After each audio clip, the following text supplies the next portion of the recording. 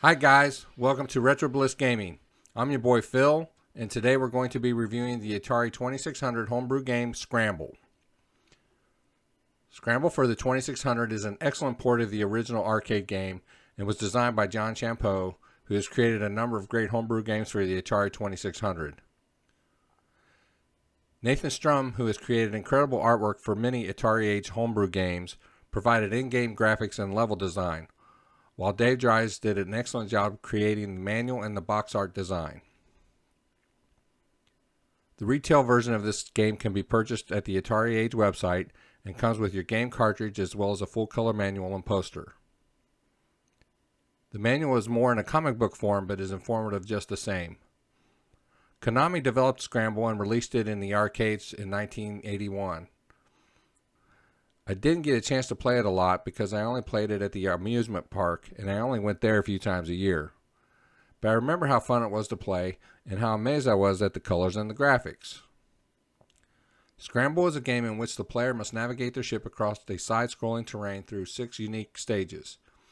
Each stage has its own challenges and obstacles, including targets, rockets, fuel tanks, flying saucers, and meteors. The player must avoid or destroy these hazards while maintaining the ship's limited fuel supply. The object is to reach the end of the stage and destroy the enemy's base while trying to get a high score. I did the video capture of the gameplay using the Stella emulator on a PC by way of Xbox Game Bar at 60 frames per second. There's a lot of flickering in the playback of this video, but trust me, you don't see this in the actual gameplay. The game manual is short and to the point. It's a horizontal shooter in which you survive by shooting everything in your way while keeping your fuel levels up.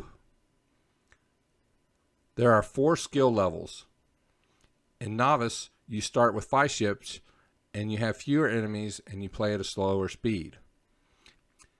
In Standard mode, you start with 4 ships and you play with the enemies and speed that most resembles the arcade version. In the Advanced level, you start with only 3 ships and your enemies and gameplay are even faster.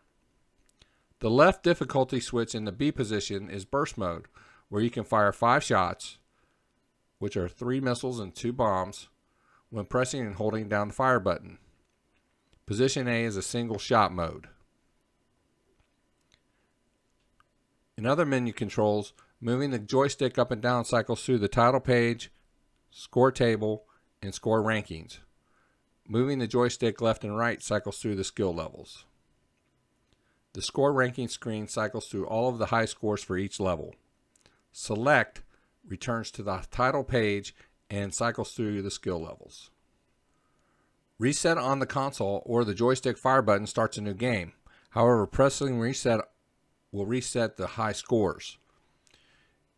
You may use an Atari Vox, which is a memory card for the Atari 2600 and 7800, as well as other video game consoles with compatible controllers to maintain your high scores. I'll include a link where you can get both the game and the Atari Vox from the Atari Age website in the description. You may pause or resume your game by using the color black and white switch on the 2600 or by using the pause button on the Atari 7800. You can choose to use either a joystick or a Genesis 3-button controller for playing the game. If you are using the joystick, pressing the fire button fires both missiles and bombs simultaneously.